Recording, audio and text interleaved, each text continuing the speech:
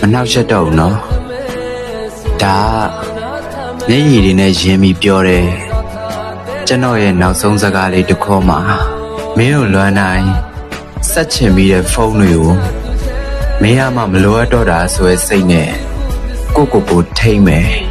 မင်းစီပို့ချင်နေတဲ့စာတွေကိုမင်းကဖတ်ချင်တာမှမဟုတ်တာဆိုရဲစိတ်နဲ့ထိမ့်မယ်မလိုပဲပေးတဲ့အရာတွေကပို့ပါတယ်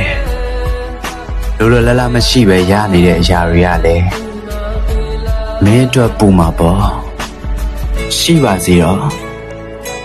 ကိုချစ်တဲ့သူနဲ့ကိုမချစ်တဲ့သူထပ်တူမကြခြင်းတွေကပုံမှန်ဖြစ်နေကြပဲဖြစ်မှာပါ